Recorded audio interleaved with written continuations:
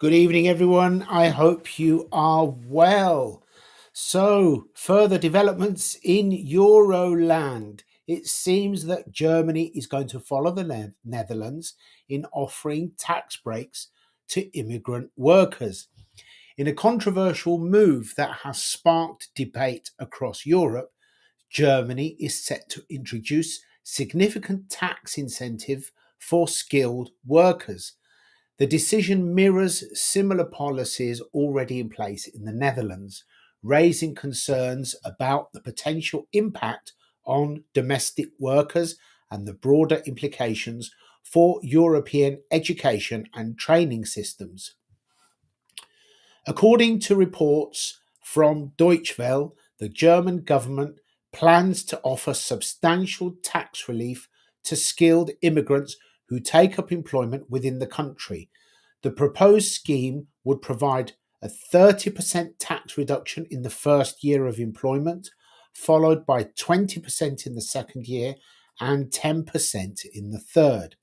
This strategy aims to address Germany's growing skill shortage despite the nation's reputation as a highly skilled country known for exporting high end products.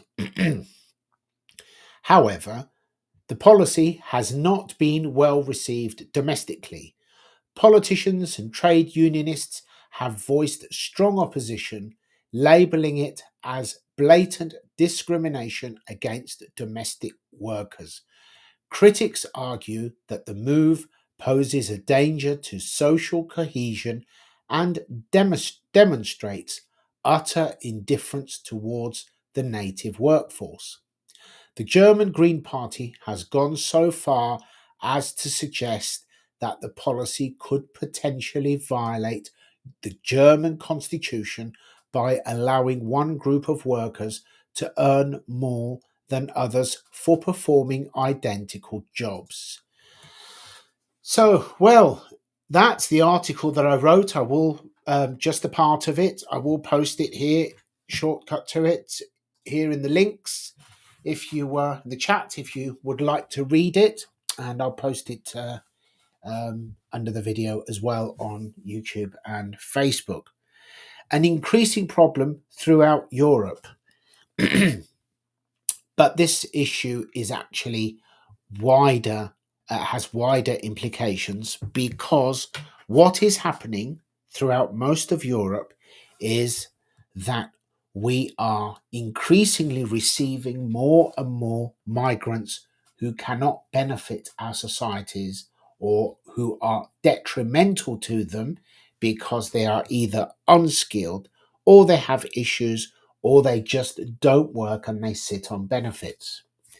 Governments throughout Europe are actually actively hiding the true extent of the cost of these people and the fact that so many of them actually are responsible for claiming benefits. We don't know the figures in crime, and they are also tearing our societies apart. And this is not just in the UK, it is throughout Europe. We only need to look at the issues that France has been facing, the Netherlands, um,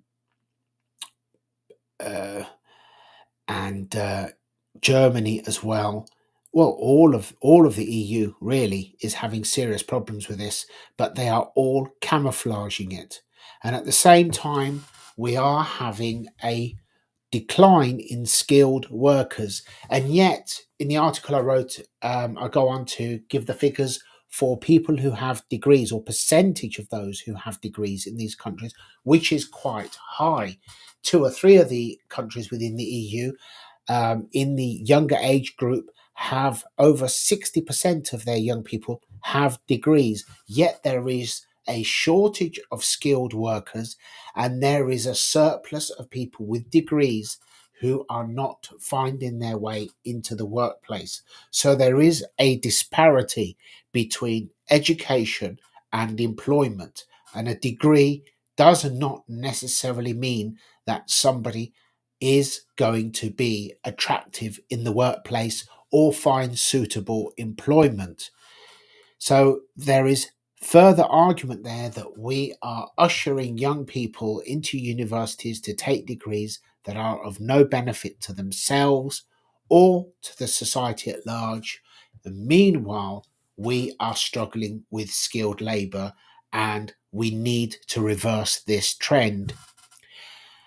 If we already look, it already looks like this will be the second country that is beginning to take the bold step of offending native workers by offering incentives, tax incentives to skilled migrants, then that demonstrates that it's almost a competition now between the nations to attract skilled workers, because the number of skilled workers who are actually beneficial migrants is reducing.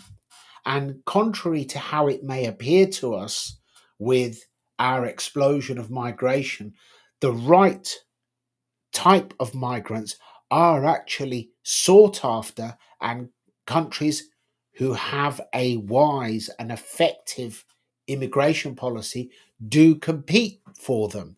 For example, a nurse from Latvia would go and work in Sweden, but a nurse from Sweden would go and work in Norway. And in terms of the pecking order, the top of the chain, depending on the industry, of course, but generally is the USA, Switzerland, Norway. They come at the top. They basically have their pick of the best skilled workers. And the problem for the rest of Europe, or mainly for all of Europe, is and has been for a few years that we are allowing far too many immigrants into our countries who are actually costing a fortune, because so many of them sit on benefits and they bring other problems with them as well. Not all. So when people are making arguments for immigration, they're actually making the wrong argument for the wrong reason in the wrong situation, because there is absolutely no situation where we would say nobody must come in, because we need that. We have over 500,000 people per year leave this country. Last year, I believe it was around 600,000. So at net zero migration, that would mean that 5 to 600,000 actually come into this country. What we need to do is ensure that those people who come in are the right people who will come in, and they will actually generate income. But what we have been facing, especially since the end of lockdown, is an explosion of people who come here who may appear to increase the total GDP of the country, but that's just about numbers. But the actual GDP per capita was actually falling for about 9 quarters on the trot, apart from the last one.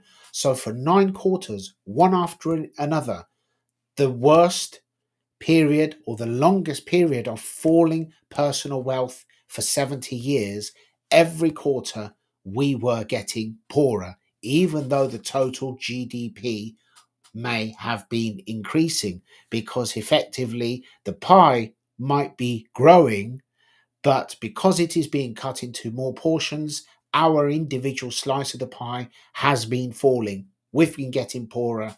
People are struggling more and more and more.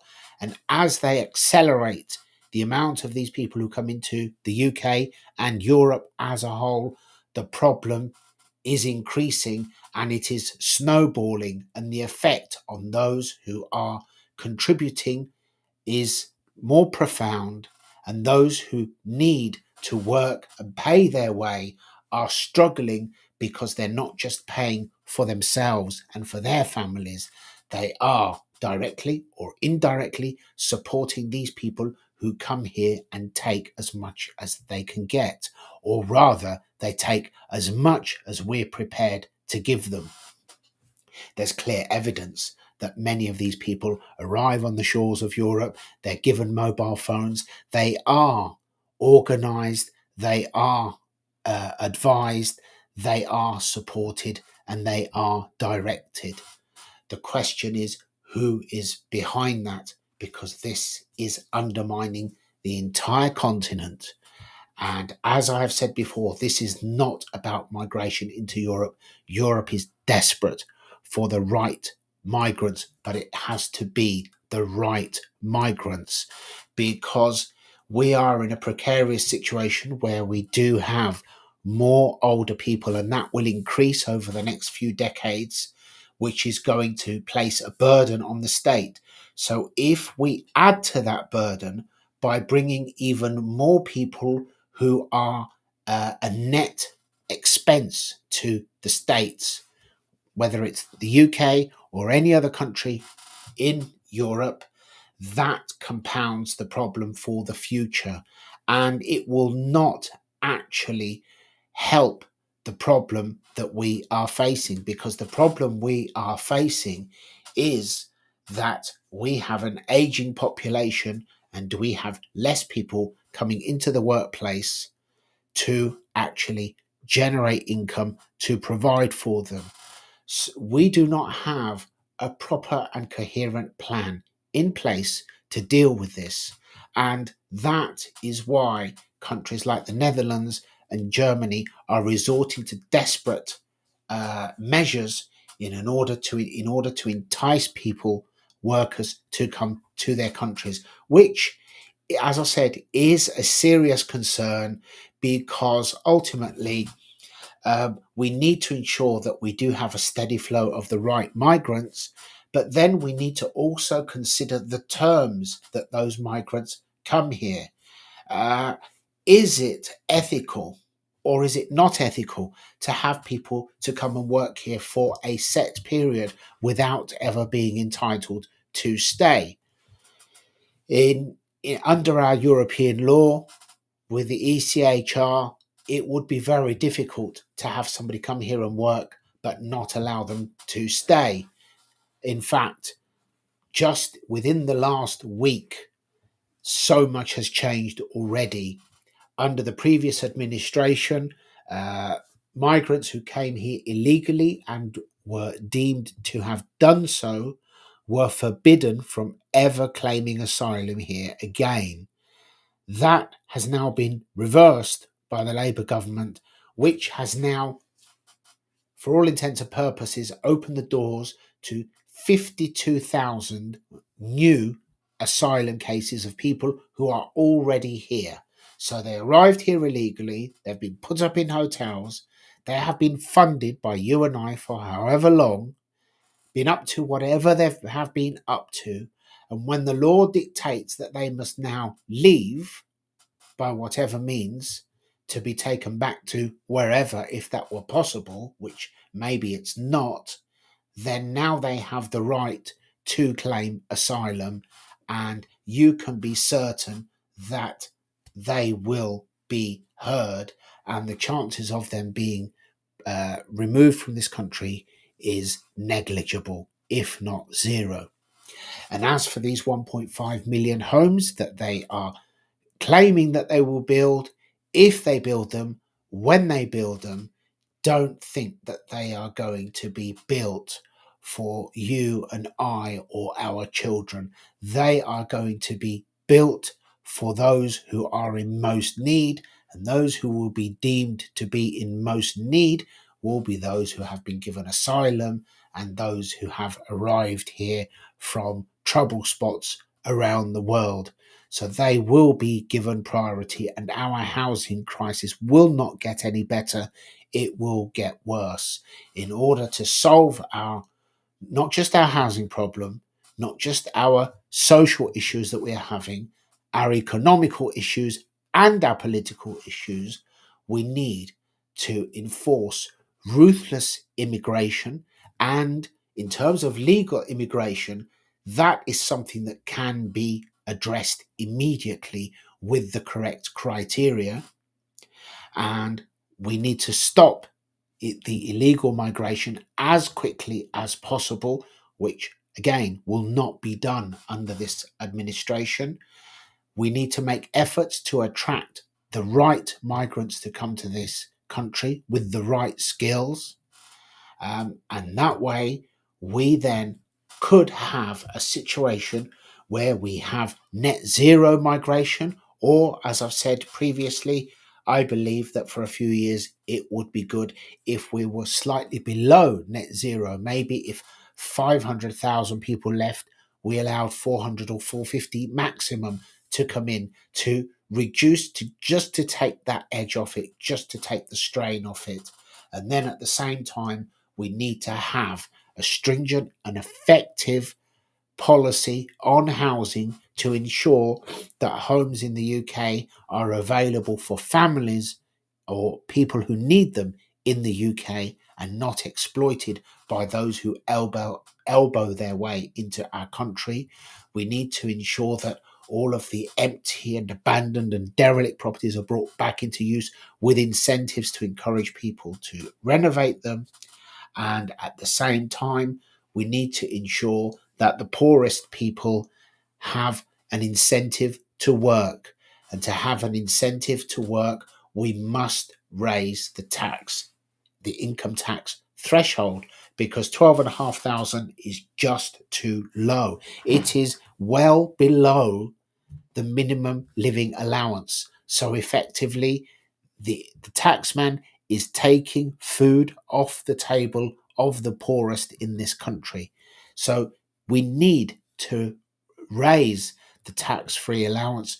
We need to help people. We need to make more houses available. And we can do, as I said, there are over 670,000 empty houses in England alone. That's long-term unoccupied, in permanently in probate. Maybe the owner has died abroad and they've just been left abandoned, derelict, unfit for purpose. And we also have a massive number of properties that have been used by overseas investors to park their money in the UK, and these properties are just left empty because they are simply a car park for their money.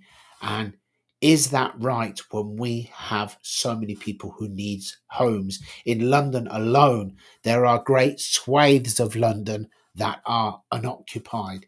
Is that ethical when so many people need homes?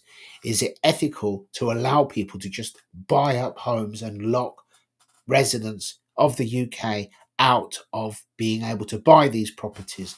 That's not to say that these overseas investors shouldn't be permitted from investing here, but it must be done in a different manner. They shouldn't be allowed to just buy completed units and leave them empty. If they want to invest, then there should be stick and carrot encouragement to direct them to invest into constructing houses, because it's not only the empty properties, there is capacity for around 2 million homes on brownfield sites around the country, which are not being built on because the major developers find the process too slow.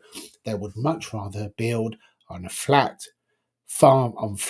farmland and be in and out, and then they can just sell off their carbon copy Noddyland houses, which are overpriced, undersized, and move on to the next development. Well, I disagree with that. I believe that we have already lost far too much farmland. We must stop uh, reassigning our farmland to either housing or solar farms or wind farms, because we already don't produce enough of our food. We do have the capacity just on brownfield sites and what's available to provide 2.5 million homes as it is. That's without any further inner city redevelopment. And I'm sure that that could be increased significantly with all of the sites within the major towns and cities that could be redeveloped to create more residential units. And in doing so, perhaps many of these residential units could also be mixed use. So they could be retail on the ground floor, offices on the first floor, and then residential further up. But we need to have proper structure so that the infrastructure is in place. So we don't just build all of these places, but then there's no way, no schools nearby, no doctors nearby, or no way to get to them without a car. And if there is no parking nearby, then we create other problems. We need to think about the entire infrastructure. And we also need to think about the way that our schools work. Because as we've gone back to the two tier, or rather, as we went back to the two-tier system a few years ago, that resulted in much larger schools. So whereas prior to that, we had lower school, middle school and upper school, we then went back to primary and secondary schools now, went from under 1,000 pupils perhaps to 1,500 or many more than that. And the same with primary schools, the numbers went up significantly. So we have got bigger schools with more pupils, but less of them perhaps. And we need to actually rethink the entire education system to avoid people's lives being dictated by schools. There are many options. Again, that needs to be discussed, because how is somebody without a car supposed to get a child to school if they've got a baby and if they need to get shopping? Explain to me how they're supposed to manage that to get the child there. They've got a baby, they need to get shopping home. How are they supposed to do this? So it's all very well and good to try and usher people out of their cars, but how are they supposed to live? How are they supposed to get about? How are they supposed to go about their lives? Because as it is getting harder and harder and harder, more and more expensive and more stressful every single day. And this lot haven't even started. We have only just seen the beginnings of what Ed Miliband has in store for us, and he most definitely has a lot in store for us. So, all in all, that's where we stand at the moment. I believe that it is very, very difficult without, even as it is, but if we do not address this in a proper and realistic manner, the problem will get worse, because every single person who comes here who is not a net tax generator is exacerbating the problem, because we have a large and growing number of people who will be state dependent on pension, whatever that may be. And we are allowing those who are dependent on being paid to grow. Now, those who have been here and paid in all their lives quite rightly deserve to be looked after. But how can we cope with hundreds of thousands, millions more who are taking from the pot and not contributing? And I don't care what anybody says, even though they do their utmost to keep the figures blurred, there is a certain demographic in this country of which two-thirds is on benefits and paid for by everybody else. And that number is growing. The volume of these people is growing. As I said, the pie may be growing, but at a fraction of the rate that the division of the pie is growing, meaning resulting in the rest of us struggling more and more every month. We just go to the comments. And good evening, David. I hope you are well. Yeah, build tons of houses, then give them to all the invaders. That's exactly what will happen. 1.5 million. Will they build them? I don't know. And if they do build them, where are they going to build them? And I dread to think what monstrosities they will bless this country with, because everything that is a relic of Labour from the past has been absolutely monstrous. The horrible tower blocks in London are a relic of uh, Wilson's era. He tore down the back-to-backs. They may not have been nice in their day, but they were communities. They destroyed the communities and replaced them with these ugly concrete blocks. In Northampton, and I'm sure the same in so many other towns, they destroyed the best of the best and replaced it with monstrosities. It is almost a war on our culture, on our heritage, on our history, our very civilization. It is almost that as though they resent everything. And we know that they resent our flag, they resent our borders, they resent our sovereignty, they resent our independence. And they are already doing their utmost to destroy all of that in all but in name. And it won't be long before they sign up to various different EU pacts, and as part of that will either be free movement or, at the very least, an arrangement to take a quota of European legal or illegal migrants. And how many can we take? Just how many? And what proportion of these people come here and contribute now? What proportion? This is not the same as people applying to come here and work and actually adding value to the marketplace, to our economy. These Many of these people are literally bleeding the life out of our country and out of its citizens. And the greatest irony is that many of those who are facing uh, the prospect of suffering most seem to be the ones who just blindly support it without having any clue what the consequences really mean. Any idea what type of criminal are they releasing early? Uh, no, this is actually petrifying everyone. They're sending out a message that criminals will be released after completing 40% of their sentence. As I understand, some of those involved in the grooming gangs are or have already been released early, much earlier, which is an insult to their victims. There are campaigns underway to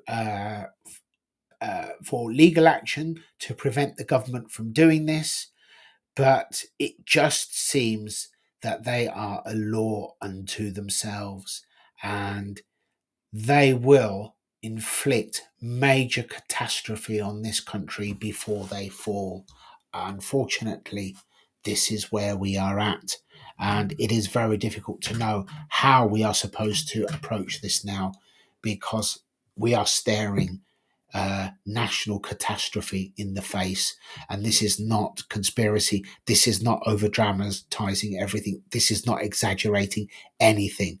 I have known just here in Kingsthorpe, in Northampton, quite a relatively peaceful area, and crime has been increasing steadily. But guess what? Over the last few days, over the last week, it suddenly increased exponentially.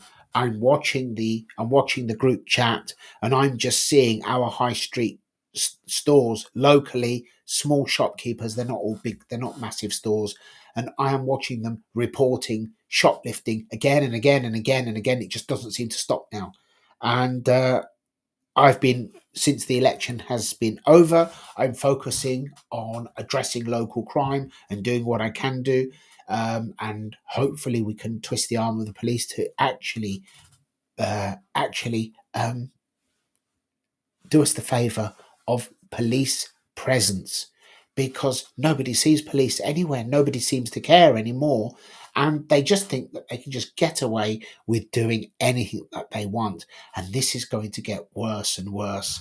And we are nurturing a society of parasites, of those who are either here or arriving here, and in no time they are, they feel comfortable to just take, take, take, and then demand and then take even more.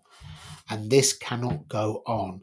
It will not continue to go on in the same manner without serious, devastating consequences.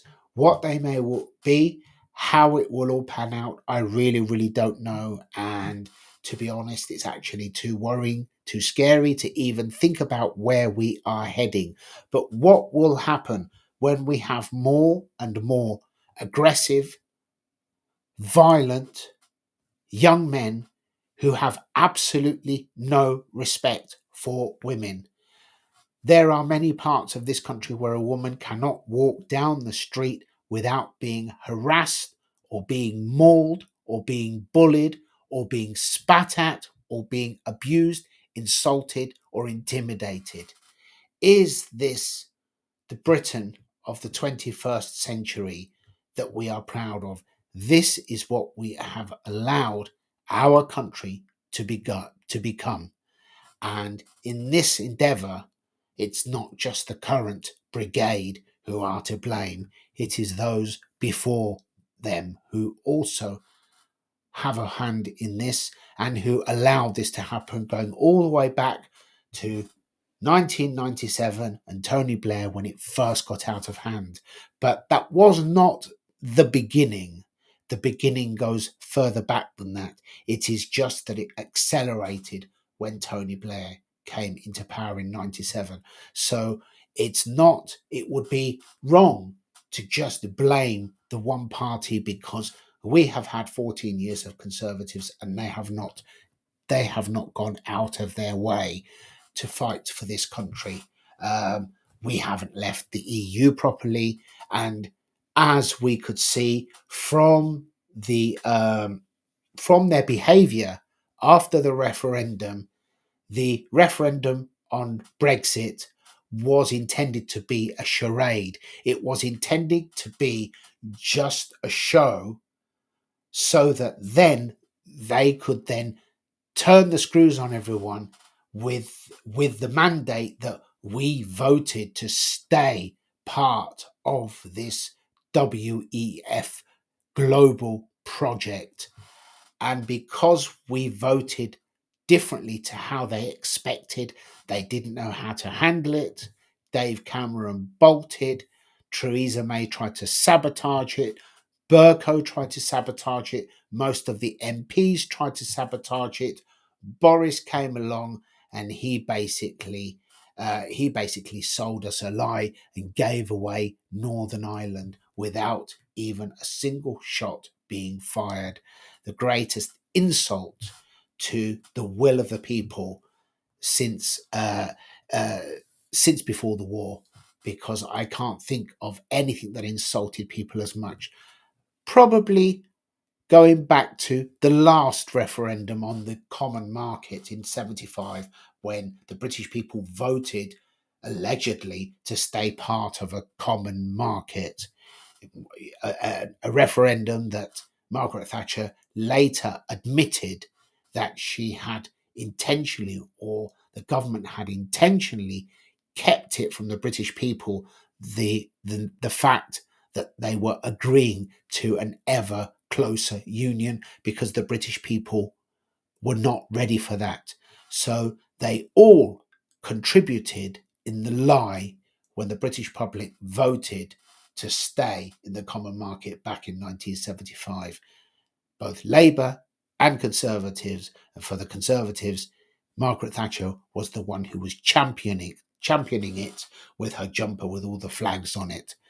But in reality, we were being sold to the WEF, and we all know, or should know, exactly what they have planned for Europe and for the rest of the world. And when we have a Prime Minister who is on the record stating that he prefers Davos to Westminster, is this man fit to represent our country? How is it possible for anyone to have faith in this man to represent the United Kingdom when he effectively has openly said that he is more loyal to the WEF than he is to the British people. And as for his cabinet, it's best we don't start on them right now. So this is where we are at, and I think that it's worrying because for Germany to take this step and actually offer incoming workers 30% tax break in year one and 20% in year two and 10% in year three, that indicates how desperate they are for skilled workers. And at the same time, those who are taking from the state, not just in Germany, but throughout Europe, are increasing like wildfire. This is an invasion. This is an assisted repopulation or population replacement of the UK and of Europe. And we need to ask ourselves why this is happening, who is organizing these people and bringing them here, and why, not just why they're not stopping it. We know why they're not stopping it, and they're not going to stop it. At every opportunity, when the people rebel, they fob them off, and the people just allow themselves to be fobbed off, and then they go off again. They've done it time and time again. We had an election in 2010, 2015, 2017, 19, and now in 24, all promising to deal with immigration. Do you think this lot will do a better job than the last lot? I say not. I say this time the floodgates will really open, and within a few years, we will literally be foreigners in our own land. And I dread to think what steps this or subsequent administrations will take to force these people on the rest of the population. I haven't got a clue. It wouldn't surprise me if they impose draconian restructuring of council tax so that those who live in a house with more bedrooms than people pay exponentially more. That's not a very difficult thing to do, and they will be able to sell it to people and get away with it because we know how they operate. But I can see them actually imposing punitive penalties on those who are one person or two person in a 3 or 4 or 5 bedroom house, paying substantially more to pressure these people to give up their homes so that they can make them available for their new friends. As for the ones that are being built, I wouldn't hold your breath if you're on the if you're in need of a home, because I really don't think that those of us who live here are going to be a priority. We know what their priority is. I just struggle to get my head around why these people would have so little respect for their own country, their heritage, their culture, and their fellow citizens. That, unfortunately, I cannot get my head around. I've posted the article that I wrote in the links. So have a read. I'd love to know your thoughts. This is quite an interesting development because I was watching a documentary a few months ago which actually indicated or explained why the competition for migrants is going to increase dramatically over the next decade or two. Not for the ones that are arriving here, we're just getting the ones we're getting. But even countries like China will be looking to immigration, surprisingly, in the not too distant future. Not the immediate future, but in the not too distant future. Japan will have no choice. They're holding it off as long as they possibly can, understandably, but they will have no choice because of their aging population, as will a few other countries. And there are only so many skilled or educated or commercially viable migrants to go round. So the competition for them will increase.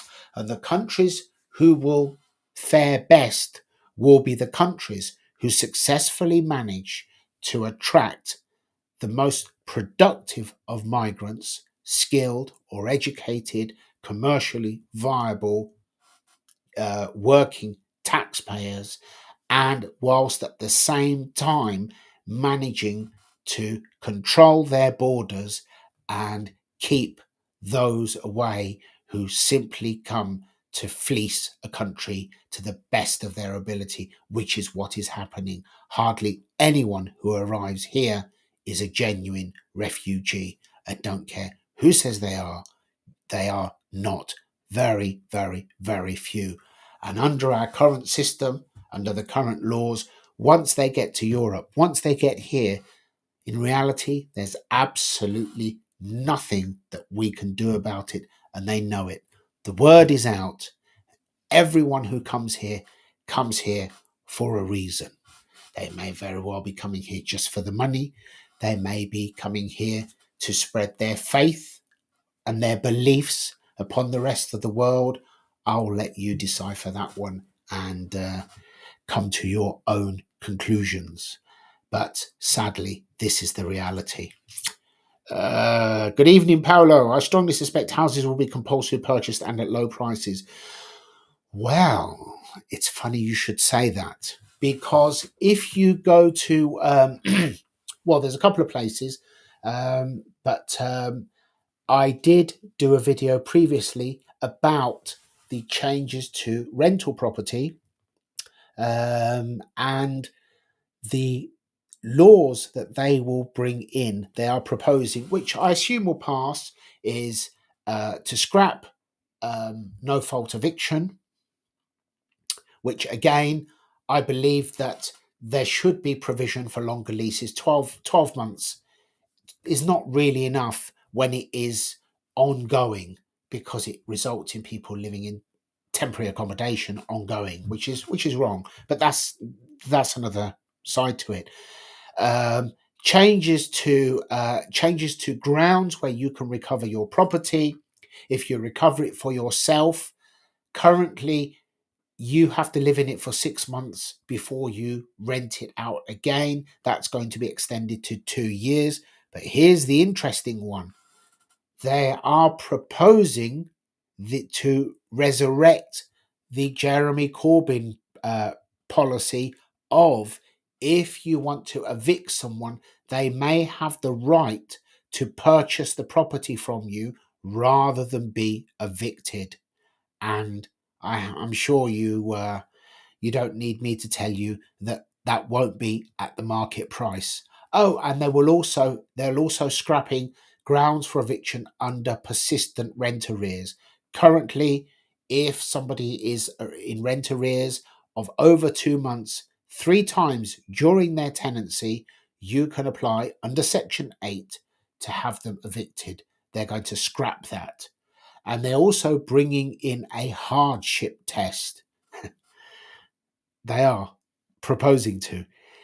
And the judge will have to consider, will evicting that tenant cause them more hardship than it would cause the landlord if they did not evict that tenant? Good or bad?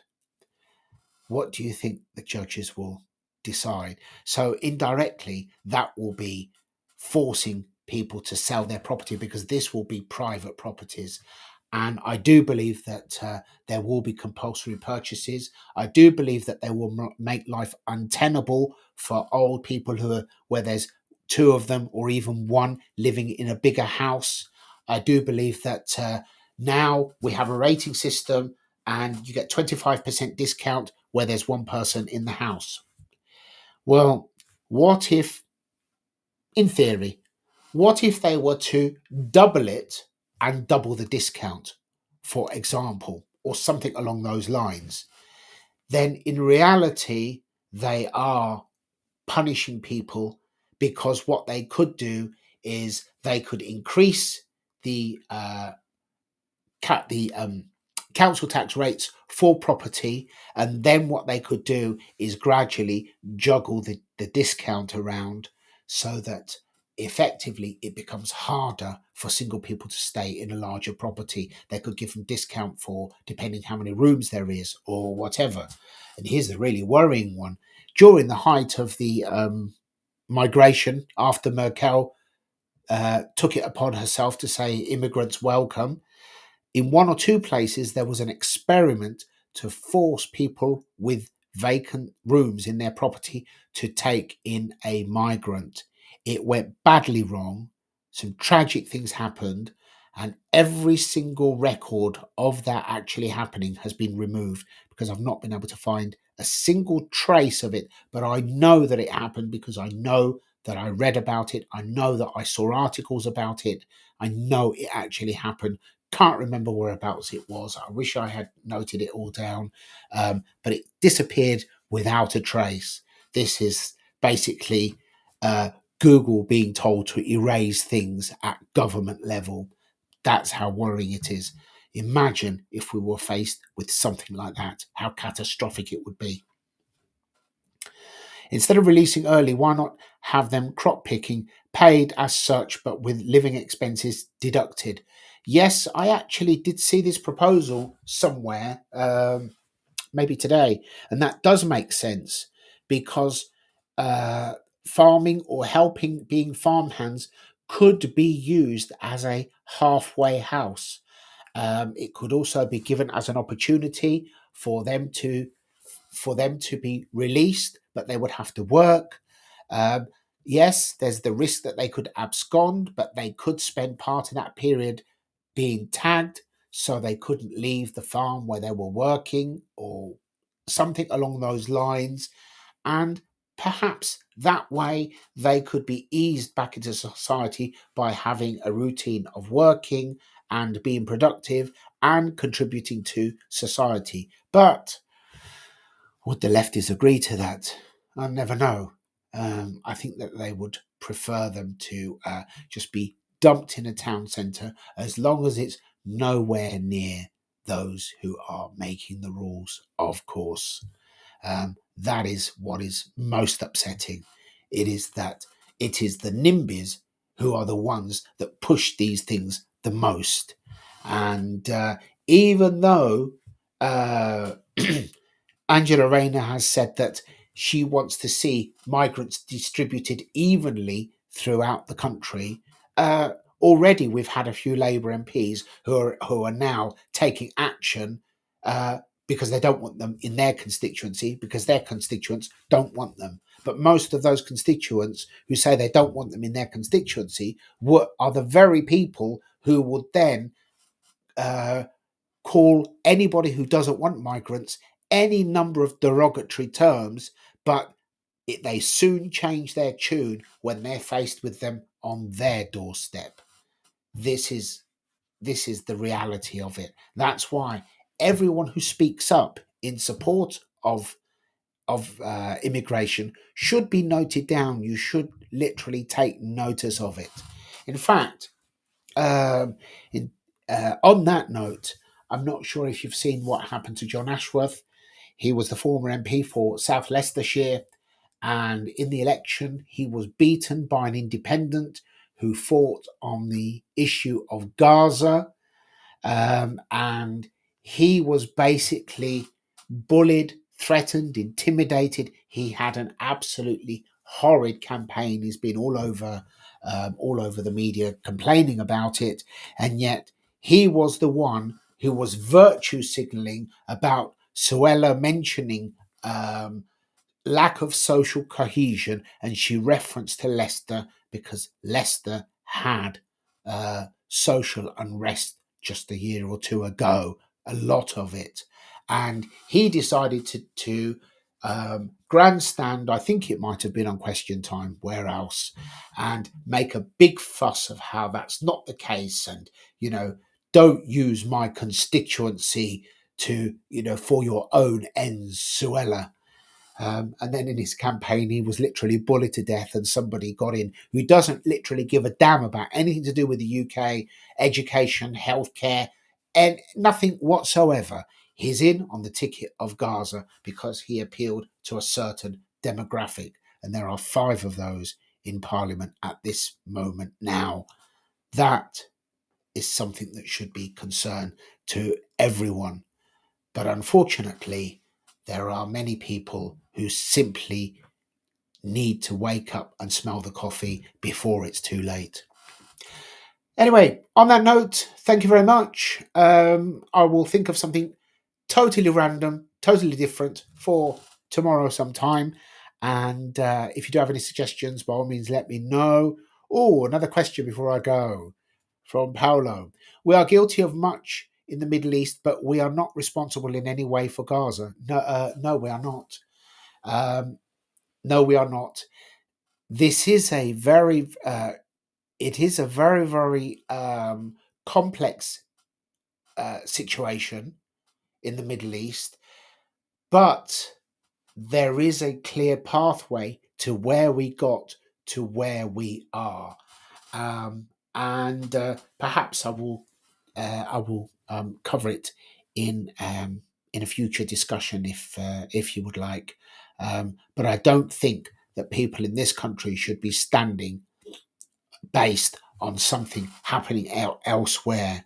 And when we are getting to the point where we have sectarian politics already, that is a very, very dangerous sign, because even in this election, we have had John Ashworth bullied and threatened, Jess Phillips bullied and threatened, but they'll soon hush because they'll be more concerned about keeping their fellow left-wing globalist virtue signalling hypocrites happy, rather than standing up for their own country and for what is right or wrong. And in the meantime, we have the usual brigade all over social media, literally interpreting anything that they possibly can as being racist. That's how it is. That's the procedure. Intimidate the local population, discredit who they are, discredit what they believe, make them ashamed of who they are, make them ashamed of what they believe, make them feel scared to criticize anything, gag them, bully them, threaten them, groom them, destroy them, overrun them. Anybody who says anything different is a traitor to not just the UK, but to Europe, which was the shining beacon of the world before these evil people opened the floodgates to its destruction. That's all for today. Thank you very much. Bye bye. See you next time.